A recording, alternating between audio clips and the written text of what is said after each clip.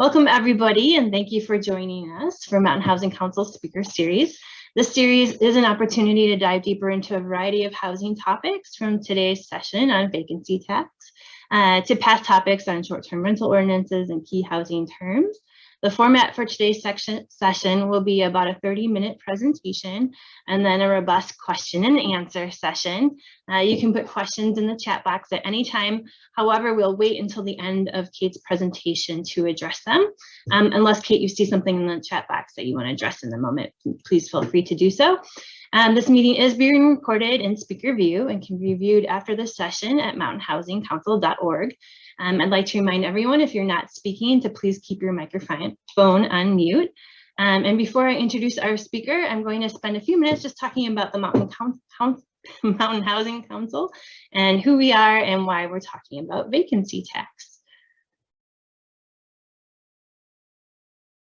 So the Mountain Housing Council is a project of the Tahoe-Truckee Community Foundation, whose mission is to connect people and opportunities, generating resources to build a more caring and creative and effective community. Many of you know us for our grant making and scholarship work. Our mission-based initiative work, in addition to the Mountain Housing Council, includes Forest Futures and Family Strengthening through the Community Collaborative Program. We are led by a visionary board of directors, and I don't see any of them on the call today, but if somebody has joined us and I've missed you, please feel free to introduce yourself. I don't believe we have anyone. My name is Christina Kind, and I am the coordinator for the Mountain Housing Council. Also joining us today is Tara Zuardo, who is the Mountain Housing Council director, and this is the rest of our talented team. Whoops, I'm sorry, went through those pretty fast. These are our partners. We are comprised of 29 diverse stakeholders: businesses, local governments, community groups, special districts, and housing advocates who take on the unique and pressing challenges of achievable local housing in our region.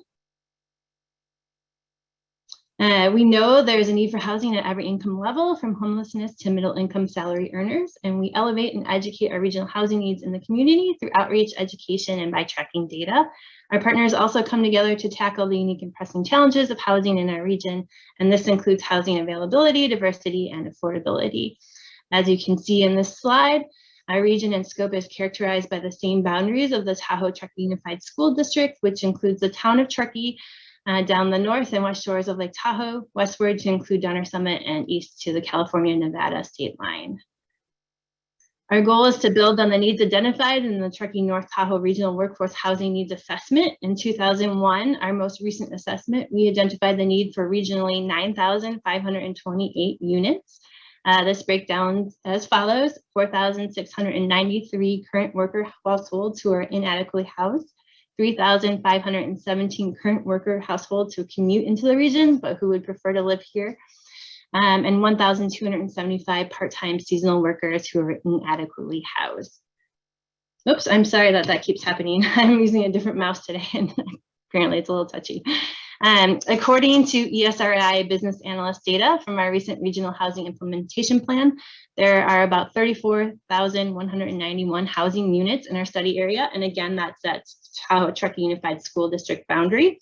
However, only about 11,200 of these units are occupied by workforce households year-round, and only about 13,100 units are primary residents in total.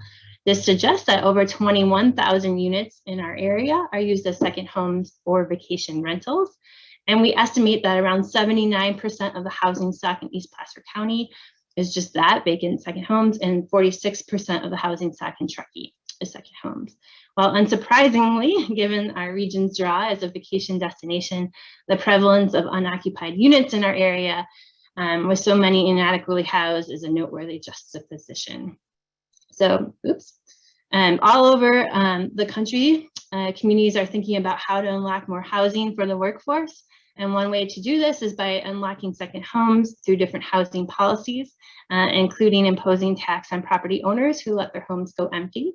Crested Butte, a rural mountain town very much like our own, asked voters to consider a vacancy tax. It did not pass, but it did pass in Oakland, California, where cities in the Bay Area like San Francisco and Berkeley are considering placing a vacancy tax on their November ballots.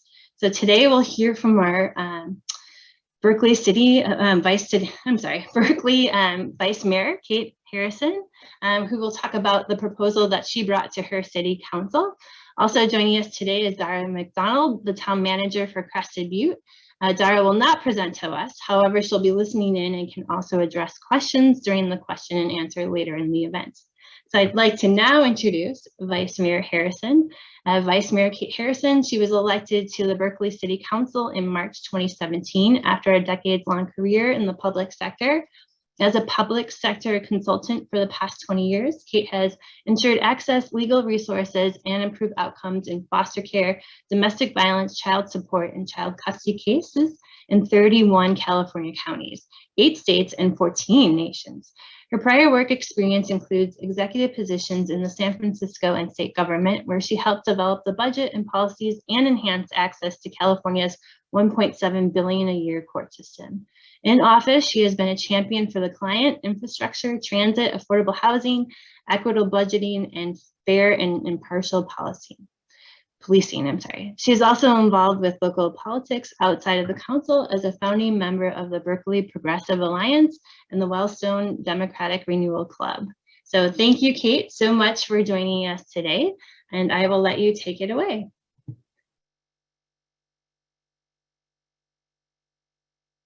Oop, Kate, you're still on mute. You would think after 2.5 years I'd be good at this. Anyway, it's very good to see everyone here today. I want to also just introduce Bailey Schweitzer in my office, from my office, who's been working with me on the vacancy tax. Thank you very much for coming today, Bailey. We've been looking at whether a vacancy tax can help us tackle our affordable housing crisis, as well as our overall housing crisis. Next slide. And I have to say that I'm going to skip this slide and just go to the next, to describe a little bit about the problems that we have in Berkeley, which are similar to yours, but also a little bit different because of our different housing stock. We're all, of course, facing this historic housing crisis. And in this region, rents have increased by more than 50% in the last 15 years. Our median rent in 2019 was $3,165 for a 1 to 2 bedroom apartment. And that means it's only affordable to households that make $130,000 or more a year. Next slide. There we go. Obviously, in our case, housing is harming our marginalized communities the most.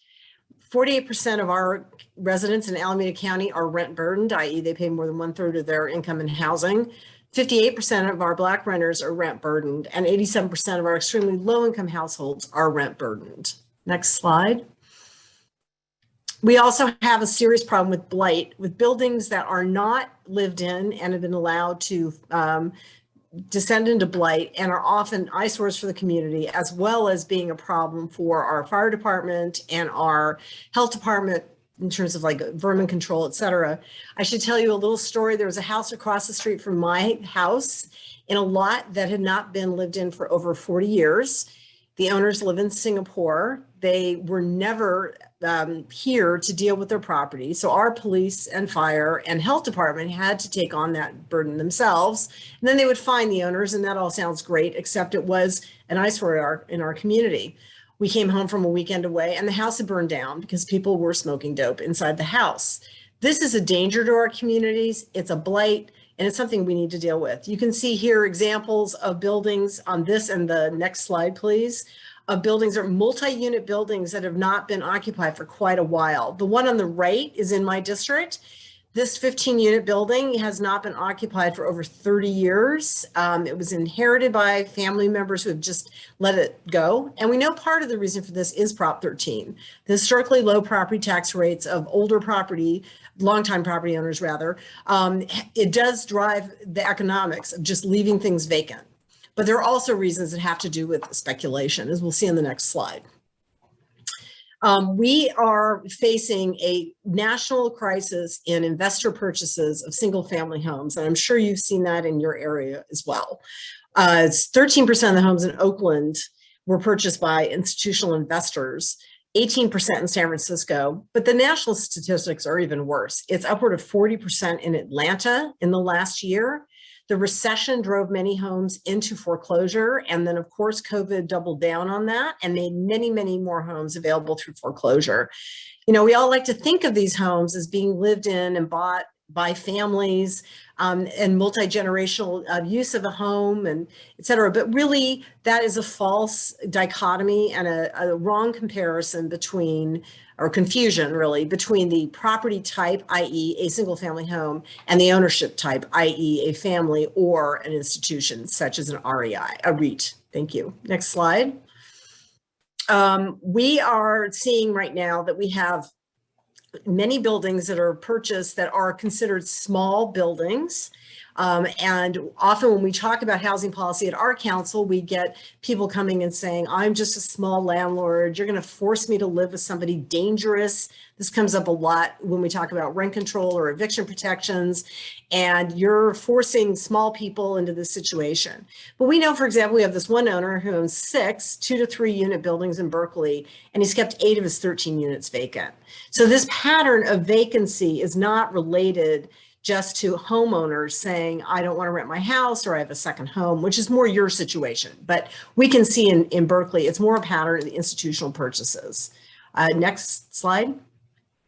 In our case, we tried to separate between vacant units, i.e. on the day of the census, there were 4,750 or so vacant units. Well, the census was done in April of 2020. And as we know, COVID started that January or February. And we have a lot of students. So we had a lot of vacant units right at that time, not as many as we had later, but that month was there were a lot of vacancies. So, you know, that's probably not our best statistic. Our better statistic are a number that we get from our rent board, because we have rent control, that there are 1,128 units that are simply not available to rent. And this pattern persists with these units. Bailey and I went back and looked 3 years. 97% of the ones that are not available to rent this year weren't available last year, and they weren't available the year before that.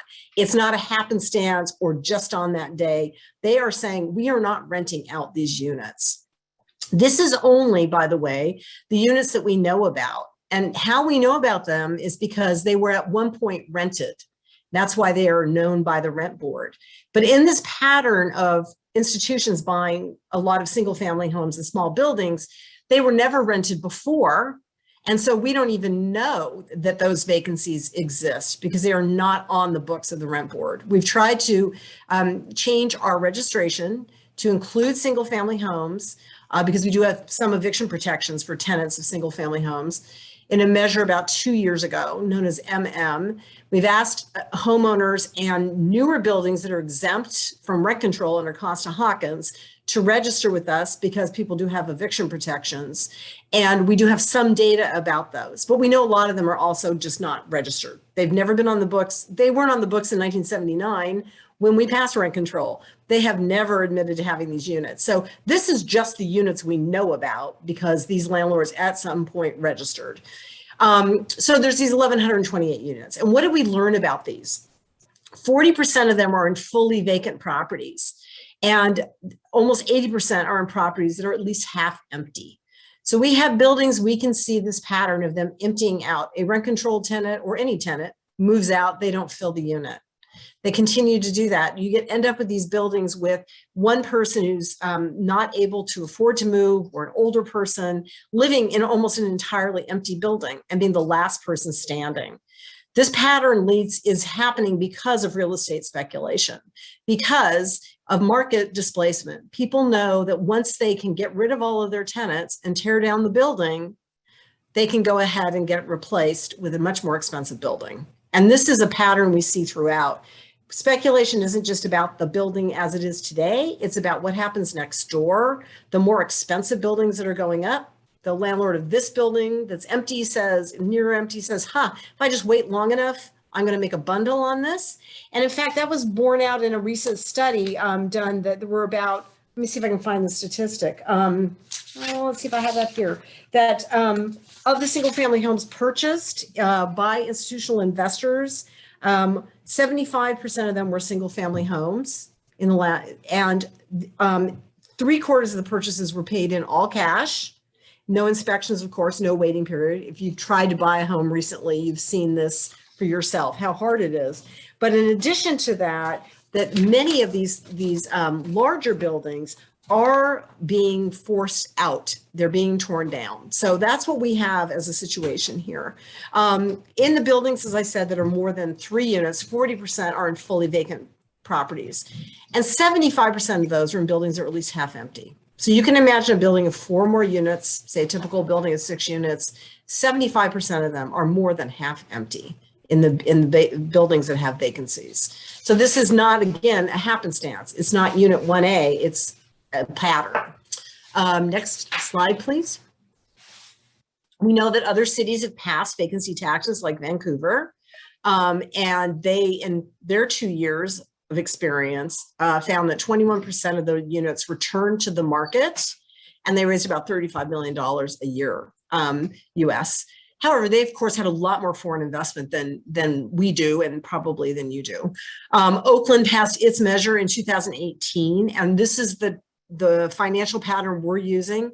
$3,000 a unit for smaller buildings that remain vacant, units in smaller buildings that remain vacant, and $6,000 a year for units that remain vacant in larger buildings.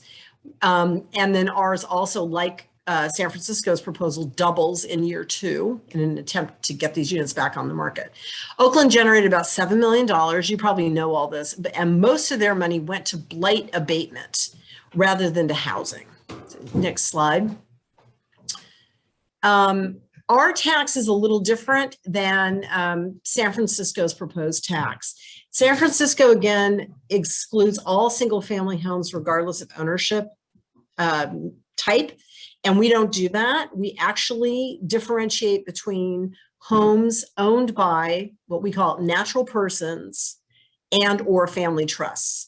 Those homes up to 2 single-family homes, including an ADU and a junior accessory dwelling unit, are not charged a tax if they are vacant. If they're, again, owned by a natural person, a family trust, and there's 2 or fewer of them. We have a long lead into this tax. This wouldn't go into effect until 2024. And at that point, they would still have to the end of that year, because it's at that point that we would take a look backwards to see how that had gone. And if a unit was vacant for more than 6 months in that year, or 180 days, then they would be charged the tax. So essentially, people have until really January of 2025 to decide to rent out their units to avoid the tax. So we put in a big lead time here. We also added measures to say that if we end up in another, or continue in the current moratorium on evictions and the whole COVID situation and the emergency, that the tax would not go into effect, because just, that would be a double whammy that we think is unfair. And also we have a sunset after 10 years. Our hope is not to earn a lot of money. Our hope is to get people to rent out their houses and their apartments. Okay, next slide. We think that hundreds of units will return to occupancy, and then we'll raise between $5.8 and $8.7 million a year. This chart tries to show you the difference between the small properties, which are essentially under 3, and we have a lower charge if they are vacant, and a building that has more than that, the charge is more. The difference in these numbers is we show in year 1, we assume all these vacancies are still intact. We have to make some assumption, although some of them will probably disappear in this 2-year period. I just thought of that, Bailey. We should think about that number. And then after 2 years, if they remain vacant, the 75% that remain vacant, the tax doubles. So this is what we're looking at. We're looking at a total of between $5.8 and $8.7 million a year in revenues. And our finance department has confirmed these numbers. I think next slide. I think this is the slide that talks about exemptions. Actually, no. Where did our exemption slide go? Is it missing? There it is. Okay. So again, we have these exemptions. Non-corporate owners of up to 2 single-family homes, inclusive of an AD or a JDU.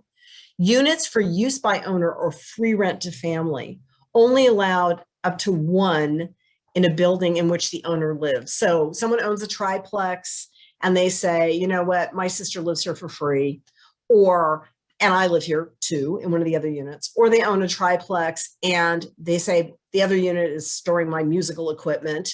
We have a category called for use by owner or free, i.e. rented out to someone else without compensation. But you have to live there and you can only have one of those. You can't live in a 20-unit building and say 19 of these are for my use. So that's an exclusion for us. Religious and other nonprofit organizations. We have a couple of buildings owned by the religious institutions. They would be exempt. And properties with 4 or fewer units whose owners are 65 or plus and make under 80% of area median income. This parallels the way we do parcel taxes in Berkeley. We have a low income senior exemption for which you can apply to avoid paying the parcel tax. And it applies to our library parcel and our fire parcel tax, et cetera. Just yesterday, we found out from the finance department that out of our 30,000 total properties in Berkeley, so that's ownership and rental, only 100 people a year apply for that. So if we're looking at just this smaller number of rental units, we're going to see a de minimis number of these exemptions. But we have put that in to be consistent with our other parcel taxes. Next slide. We're looking at a general tax, and we're doing that consciously because we don't know that we'll get 2/3 vote for this. And we've done polling, and it polls well, but maybe not quite well enough. The revenue will go into the general fund. We've had some pushback from housing advocates about that, saying, we don't trust the city manager. She's going to spend it on something else. And, again, my point is not the money. My point is to get these units back on the market. And our history in Berkeley has been pretty good about our council aggressively saying, no, we passed, for example, an Uber and Lyft tax, which is a general tax, and with the intention of using it for bicycle and transit improvements. And in fact, that's where the money's going because we're a pretty activist council. So I'm not so worried about that. But we are going to put the money in the Housing Trust Fund, which is a general fund, which has guidelines about how the money can be used. If at any point the city decides to take it out of there, they can do that because this is a general tax. But the presumption is it'll be used for the housing purposes in the Housing Trust Fund, which are preservation and construction of housing for families at under 80% of AMI. Next slide. That may be it. And that's it. So that's it in a nutshell. I know I've spoken a lot. I just want to say one last thing, and that is, I think, again, the thing that must be recognized is the market pressures for short-term rentals and for institutional purchasers of properties are so huge, they are driving out our families. And we see that pattern all over. We have funds that invest in rental losses, for example, that it's like taking a short on the market. You can invest in a fund that has rental losses. So if a building is empty, they can have this fund help pay for that. You obviously have tax write-offs for depreciation for buildings, but then again, you have tax write-offs for losses against your other earning properties. You have the very low Prop 13 property tax, which is driving a lot of this. And then you have the big elephant in the room for us, which is short-term rentals. So I just wanted to give you that brief introduction, and I look forward to your questions and thoughts. Great, thank you. I'm not seeing any questions in the chat, surprisingly. But I do see, Jen, that you just came on camera. Do you have a question? I did, and I apologize if I missed this in yours. How long did you work on this in terms of getting ready to put this on the ballot, and what was your timeline for doing that? Bailey, when did you finish your first year of graduate school? It's been since May, I think, right? This is what we've been doing for about 2 months, I'd say. It's accurate. I mean, I've been working on this for a long time because of 2 years ago, I passed a blighted homes ordinance, which is a fine for people that leave their homes empty as well as blighted. And then, so I had some indication what some of this data looked like for the entirely empty buildings. I knew a lot about them. What I didn't know as much about were the buildings that have a lot of empty units, but still have some residents. And we finally were able to get that data from the rent board.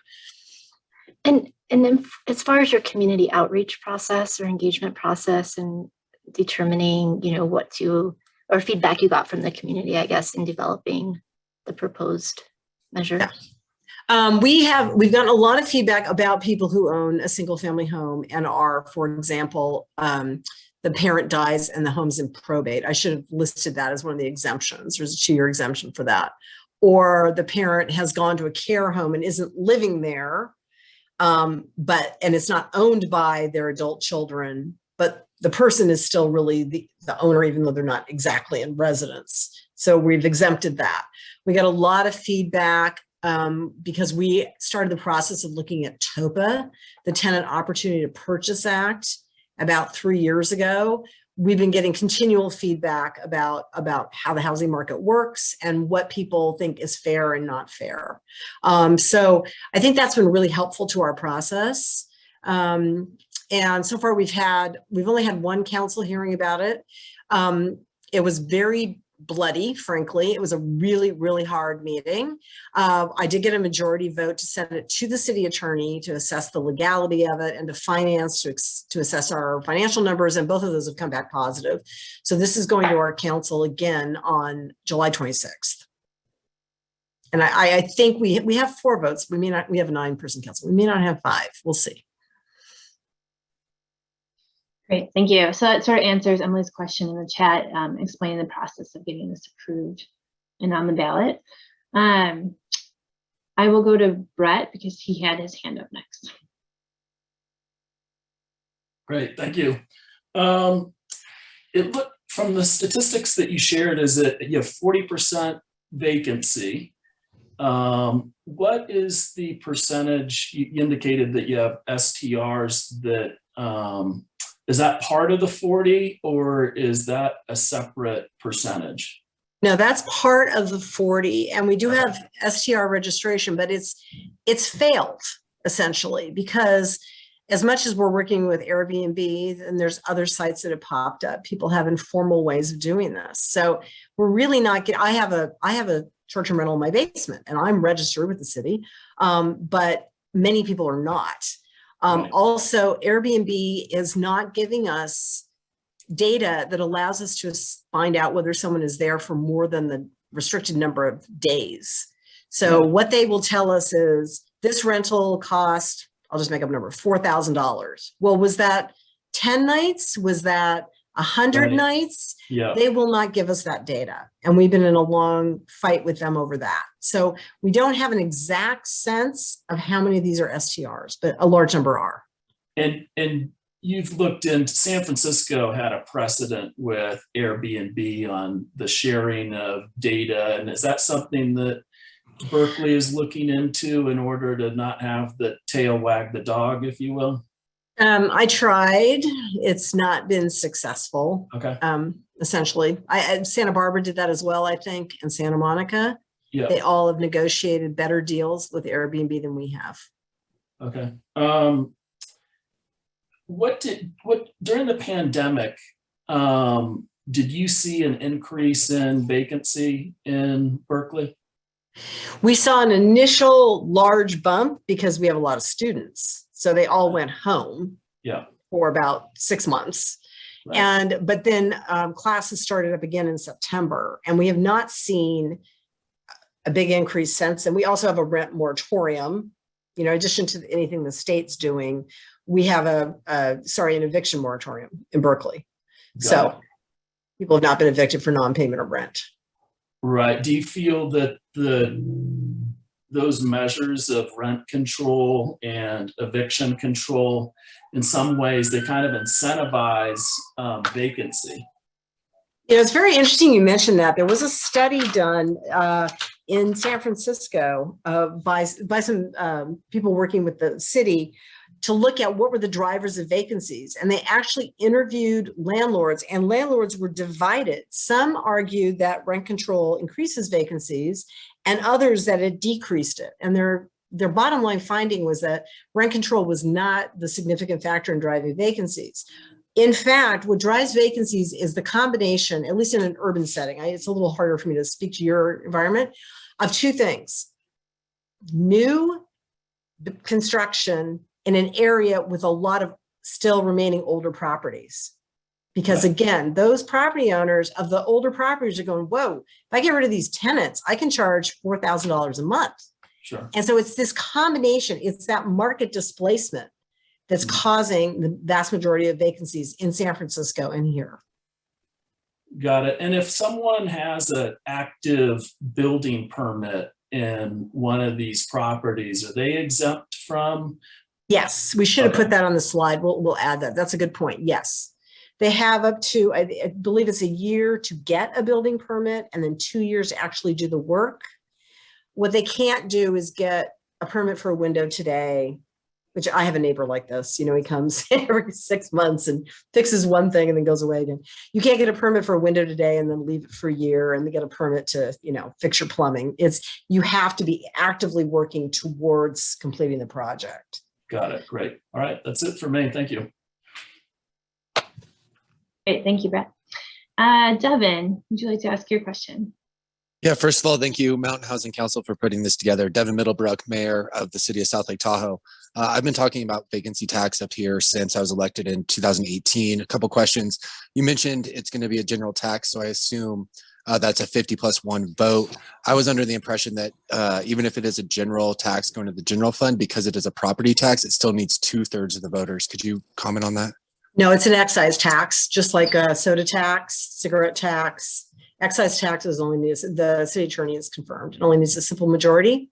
It's not a property tax. I know there was a city near us in Marin County, I remember who it was, who dropped their proposal because they were told that it was in fact like a property tax, but it's not. It's a behavior tax. It's to inform behavior. So you can charge those taxes with a simple vote. Awesome, very interesting. And then I really do like how you have the escalation in year 2 on the tax. I know Vancouver, British Columbia, they started at 1% and found that that was not high enough. So I do really like that. And then actually, I'd love to hear from Crested Butte if they're still on the call, and just kind of a general idea of why your vacancy tax ballot initiative failed, if you've got a sense of that. Yeah. Hi, yeah. So Dara McDonald, I'm the town manager for Crested Butte. We had this on the ballot last November. We had started talking about it in late 2019, and then the pandemic hit, so it went on hold. Probably like Truckee, we're a tourist town and we have a lot of second homeowners.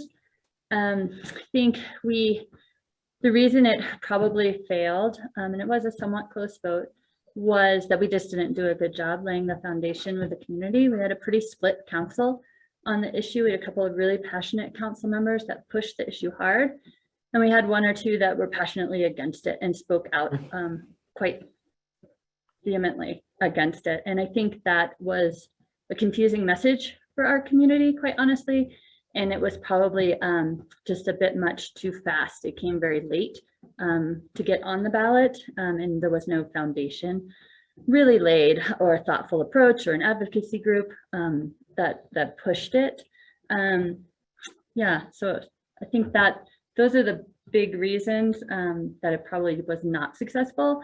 Some of the reasons were also, we have a strong second homeowner community, part-time resident community, who did show up and express their dismay at the proposal. They made a lot of promises and commitments during those conversations about how they would step up philanthropically and assist with housing. All the money would have gone to affordable housing. And there's a couple of them that are leading that charge today, but it's not a strong charge yet. And so I think it will come up again, likely in this community, and it gets to use. Similar to Truckee, we don't have a unit shortage problem, we have a use problem. There are plenty of units for people to live in. They are not being utilized full time. And so until that changes, we're going to continue. We're never going to be able to build enough units or convert enough units as a municipality. And so we really, as a community, are rethinking how housing stock can best serve the community as a whole. And it used to be, when it was a little sleepier, it was just great to have all our part-time friends come and join us in the summers and enjoy the community. And that's just not the case anymore. And I think we're just continuing on that trajectory right now. So I expect it will come back around again. Awesome, thank you. And then one final question back to Berkeley. You mentioned you did some opinion polling. I'd love to hear more about those numbers. We did some polling pre-pandemic in early 2020 and found that people were either really for it or really against it. There was not a lot of that middle ground. Everyone knew what it was, and people either really loved it or really hated it. And top line, we were about 54% support. It was right around that margin. Are you seeing that similar aspect where it's not a lot of people undecided? It's as Crested Butte said, there's a lot of people passionate about either side of the issue, and there's not a lot of minds to change necessarily. Yes, completely. I mean, it's a close run thing. I would say by again, because it doesn't affect us, we only have 39 single family homes that were owned by individuals or family trusts that were vacant. That's just not our situation. So we have separated the people from corporations. Who votes? People vote. So I am holding out for the faith that people will see that and understand that who we're going after are absent people, completely absent. They aren't here in the summer. They aren't here to enjoy spending time with us. They're not here. And so I think that's going to be helpful to us, but it is going to be a rough thing. I think it's going to be a very hard campaign. We have 4 council members who are completely dead set against this, and one who's concerned about low-income seniors, and I'm working with him. So, but I feel like it is going to be hard because there's a lot of, you're standing in the way of property ownership kind of rhetoric that we get, even when I try to distinguish people from REITs or corporations, et cetera. We have one council member who's convinced, she's like, well, most people with any nonce, if they own multiple homes, will set up an LLC. And so saying it's an LLC is not very helpful. And I'm like, yeah, the people that own just one extra house because their mother lived there and she died, they're not setting up LLCs. That's not who we're going after. We're going after people sophisticated enough to do that, and they're keeping it vacant. So, we are at a brink point right now of deciding who we're going to be as a community on this whole housing question. And I am going in with the faith that not everybody believes in trickle-down economics, and that people do see that the middle class in America have been really harmed. And that's what I think this does. All these vacancies really harm our families. So that's the argument I'm making. We'll see how successful it is. Awesome. Thank you. And best of luck. Thank you very much. I wanted to say one thing. You said that the question was answered in the chat. I think we had talked early on. We, as a charter city, we can put this on the ballot with a simple majority vote of our council. If you are not a charter city, you need a 2/3 to have it put on the ballot by your council. So I just wanted to clarify that. Thank you for expanding on that. I appreciate it. I'm going to go back to the chat. Brian, I do see your hand up. We will get to you next. But in the chat, and you mentioned earlier, the rent control board is where you've been finding these vacancy lots. But if you could just expand on it and answer, how do you and the other 2 localities go about determining if a unit is vacant? And how is that educated if contested? And then the question before it is also similar. So it sounds like if a unit is short-term rented, it would still incur vacancy tax. Answering those in reverse order, yes, if it's short-term rented, it would still incur vacancy tax if it was vacant for more than 180 days in the prior year. And the second question, we determine that again by the people that have ever been rental units, which is a bit of an awkward standard. So we have data at our rent board for units that fall under rent control and eviction protections. And that's all, older properties, not Costa-Hawkins properties, although they still have eviction protections. So we have the rent board data that is carried forward from when we passed rent control in 1979. So anybody that's ever rented anything since 1979, we know who they are. If they told us, if it wasn't an illegal unit, in someone's basement. So we have that data. And then we, as I mentioned before, in 2020, we passed a measure saying if you're a new building, but you fall under Costa-Hawkins, if there's eviction protections for your tenants, you still have to register with us. And if you are a single family home and a rental, you have to register with the rent board because you're getting services and your tenants can get services from the rent board. The combination of those 2 data sets have come together, and that people will clarify that they are not available to rent. If they claim they're not available to rent, they don't pay the rent board annual registration fee. So this is a group of people who said, I'm not available. I am not a rental. It is illegal to do a short-term rental in a rent-controlled unit. If in fact, it turns out that they are renting out, using the unit for a short-term rental, they will no longer be able to do that. Or they could choose, I suppose, to pay the vacancy tax and just on the bet that they're making more money on short-term rentals.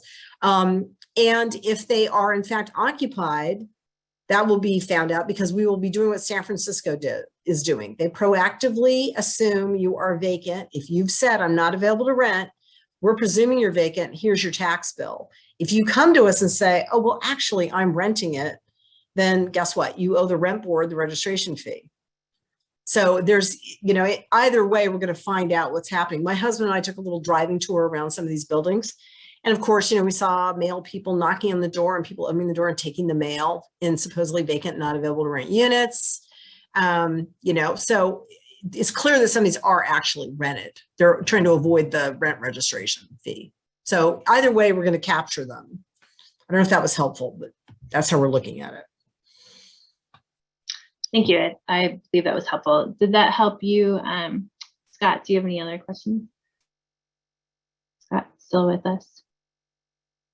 Yes. Okay, Brian, let's go to you. What is your question? First off, thank you for organizing this. Super interesting. I'm in Tahoe City, but spent most of the last 10 years before the pandemic in the Bay Area. My two questions, I guess, would be around and I see the comment around counties, but pretty familiar with Berkeley rent boards, San Francisco rent boards. To my understanding, most mountain communities don't have robust rent boards and data on what is vacant or not, and how you would go about figuring out vacancy so that it can even be enforced. That is a really tough question. I don't really have a good answer for you on that because we have that luxury of that data. And again, our data is not perfect because again, if they've evaded the process, then we don't know anything. One thing that they're doing in San Francisco, which our finance department will be doing, is looking at utility bills. So they'll be examining whether in fact there is an active electricity account, electrical account, water account, what the usage looks like. Is it more than just the bare minimum? So that's going to be a double check on people. I don't really have a good answer for how to deal with that. I mean, I think you could if you have worked out a relationship with the short-term rental companies like Airbnb and who's doing short-term rentals, you can obviously look at those.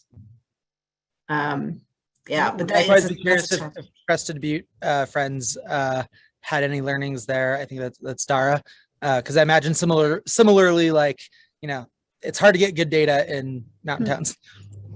Well, so we're tiny, right? Crested Butte's a tiny little town. So we actually do a community survey, census every 2 years. So we have a really good handle on how every single unit in town is being utilized.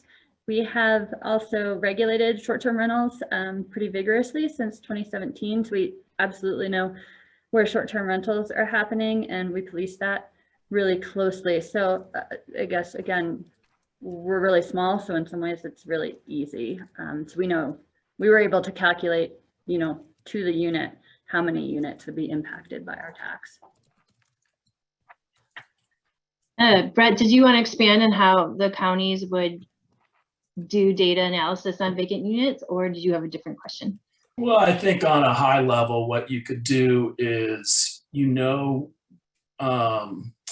the people who are primary residents by your assessor, who your short-term rentals are based on your permits. Mm-hmm. And if someone was long-term leasing their property that it didn't fall into either bucket, then they would be able to provide some sort of agreement that they have with the tenant. So I think that would just leave that vacant second home that at least on the North Shore and West Shores of Tahoe are, I think 2.5 times the number of what we see in Truckee.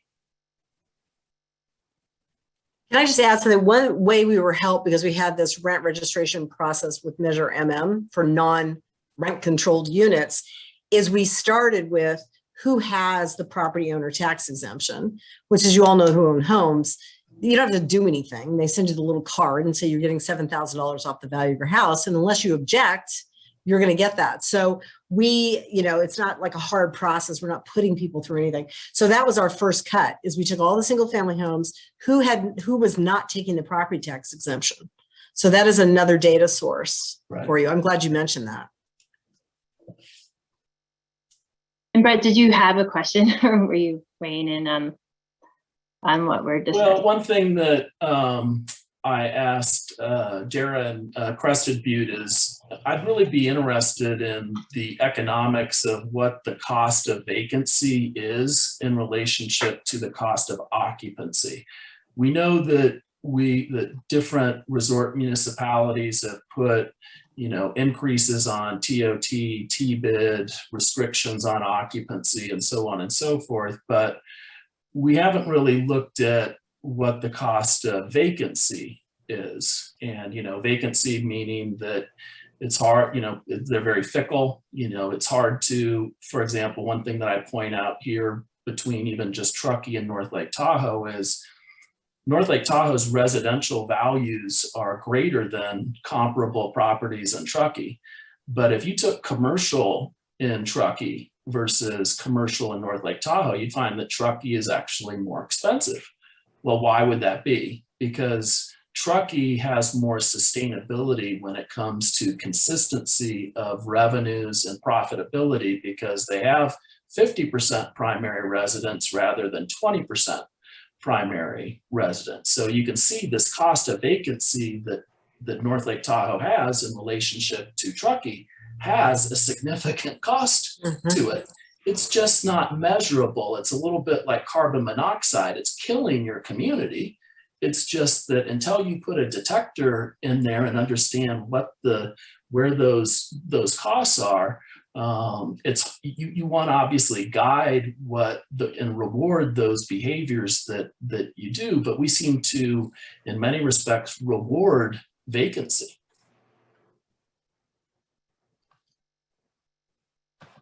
And Dara, did you want to expand on that?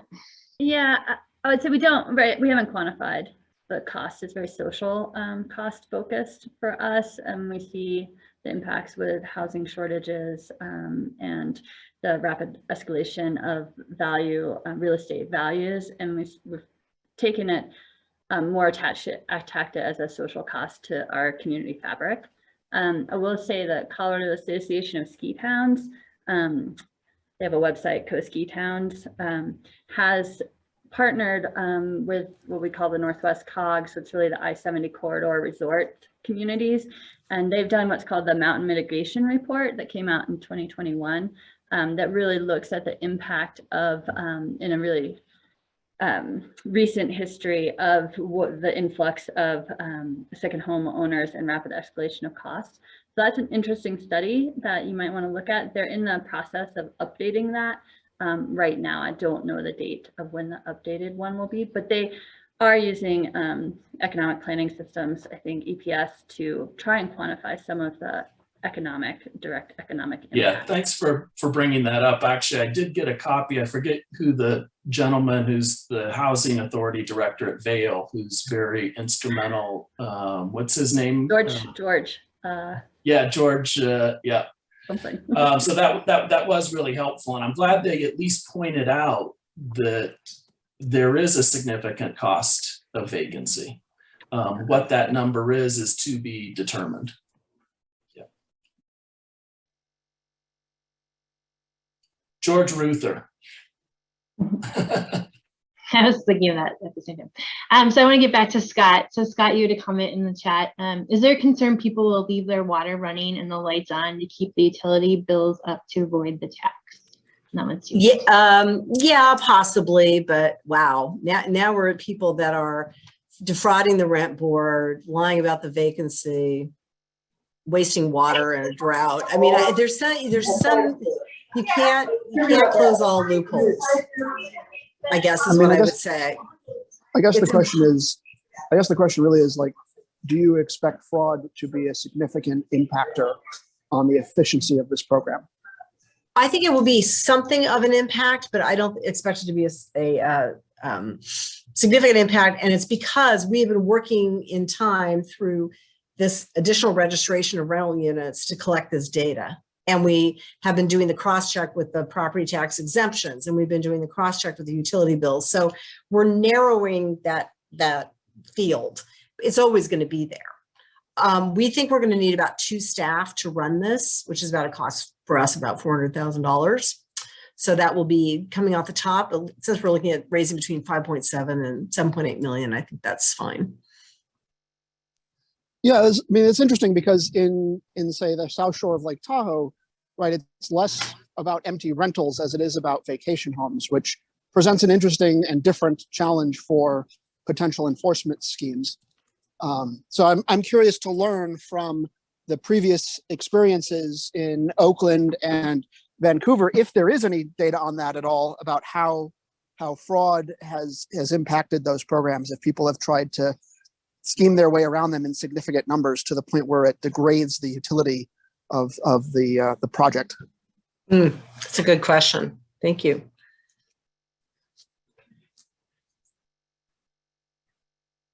So is there any data on people that have attempted to work around it in fraudulent ways, or is it just? I don't know. New? It's a good question. I don't know. I haven't asked Oakland that. Yeah, it's so different because we're in this rental registration environment, and again, we only found 49 single family homes that are rentals that were not available to rent. So, and there could be lots of people lying to us. It is totally possibly true. But I want to tell you, for us, our focus is not so much on those. It's more on duplexes, triplexes, and bigger buildings. Right. And those are more obvious to know that they're there. Whereas a vacant vacation home is something that can hide more in plain sight. Mm-hmm. Mm-hmm. Yeah, I think that's true. Interesting. All right. Well, I wish you all the best of luck, because it seems like it's a good way to go. I'm just really interested in how it works out in practice, because I think that's something that we desperately need here. Thank you. Thank you very much. Brett, go ahead with your question. Well, I do think that it is relevant to point out what motivations might be in leaving commercial duplexes, triplexes, et cetera, vacant versus just a single family home in a resort area. Just like Kate was indicating, their market is different. We don't have a lot of density options within our community. And I think that's pretty common with, Crested Butte and other mountain towns. I think when we're looking at this vacancy tax, I think, what we're really trying to focus on is, is there an incentive or a disincentive in order to move this property to some level of occupancy? What that occupancy is, you could argue, and it may not be popular, but you could argue that the worst thing that we have in mountain towns is vacant second homes, and that actually short-term rentals are much better than going vacancy because they provide consistency of demand. They pay taxes. And the fact of the matter is, when you look at the economic data, they don't make as much money as long-term leasing because the expenses of short terms are so expensive in relationship to long-term leasing.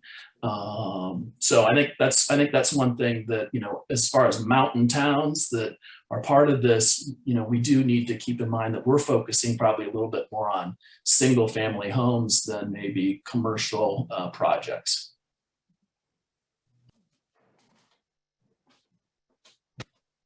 Go ahead, Brian.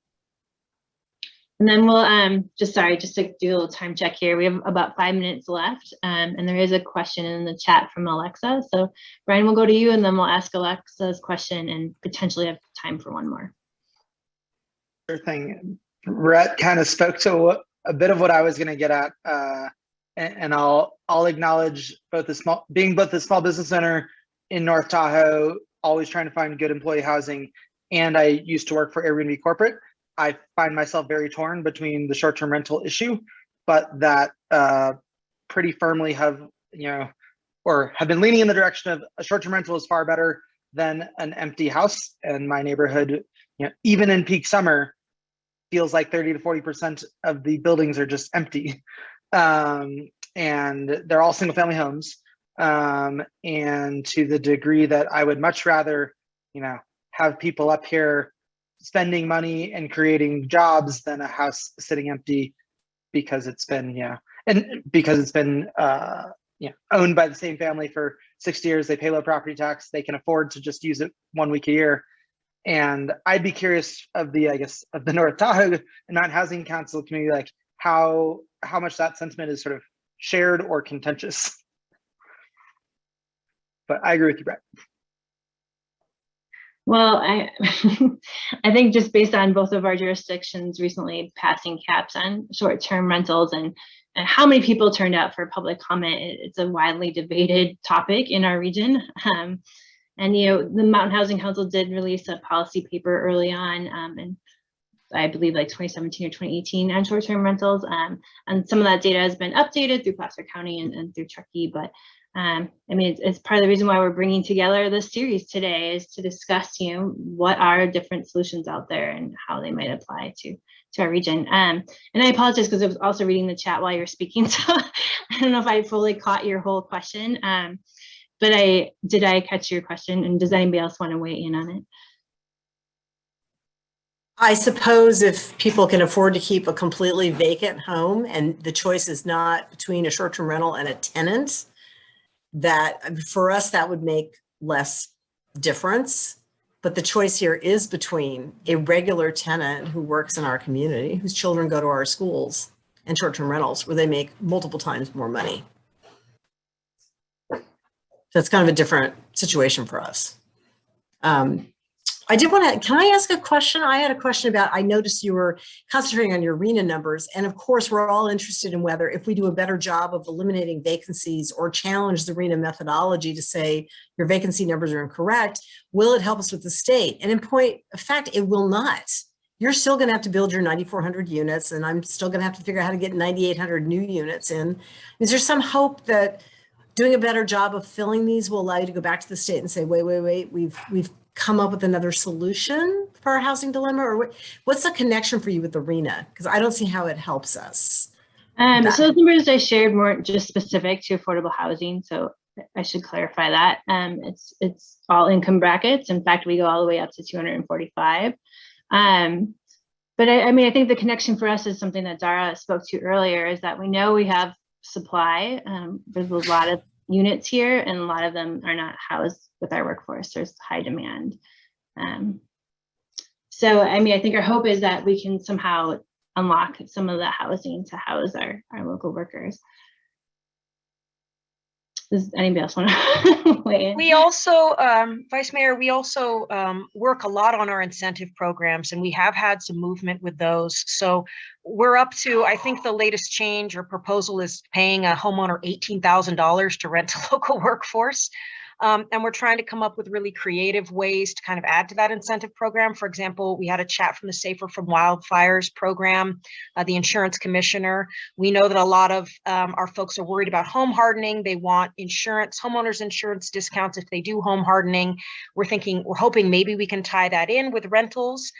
We know a lot of our homeowners want a property tax reduction if they rent to local workforce. We know that is a significant interest area, possibly even more so than just getting paid cash. So that is something I'm trying to explore with some other organizations, housing organizations in California, if that would even be possible. So that's kind of some of the other things at the state level, I guess you could say. We're looking for more support in terms of getting some of these second, third, and fourth homeowners to basically turn over their homes. Thank you very much for that. It's very interesting. I was also hoping for I thought when we had a moratorium on our short-term rental permits, we had like a year, I think, or maybe a little bit less, where we didn't allow for any new short-term rental permits. We might have Airbnb, companies like Airbnb come in and basically say, hey, we can't really do new business in your region right now. Let's do some kind of reverse Airbnb.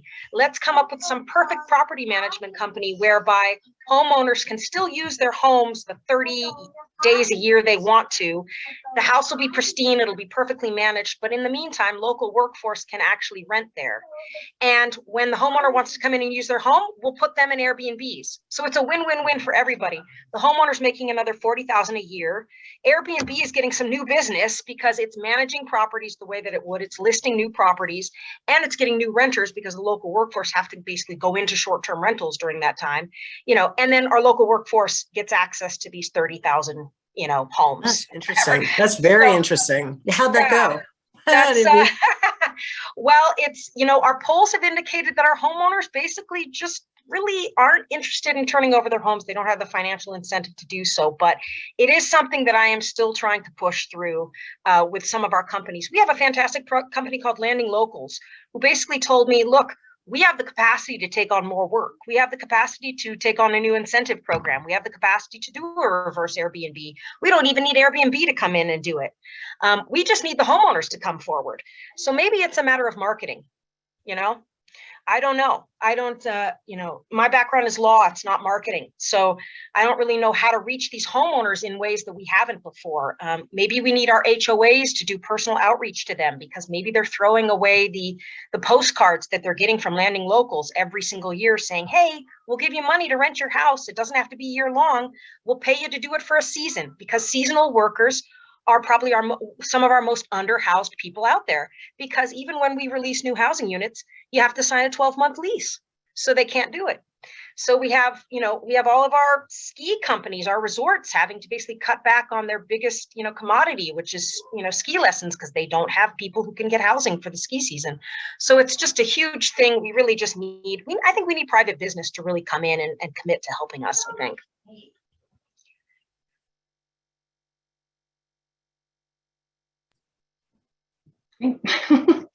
Well, we are over time now. So I appreciate everyone being here, especially to you, Vice Mayor Harrison. Thank you so much for taking time to come. And clearly this is a hot topic. There were a lot of questions. There's a lot of interest within our region, South Shore and North Shore, of something like this. And so we just really appreciate both you and Dara being here as thought partners. Dara, also thank you for dropping in that link to the study. That was very helpful. And so with that, if there are final questions, you can email them to me. My email is christina@ttcf.net, and I can make sure to pass them on to the appropriate party.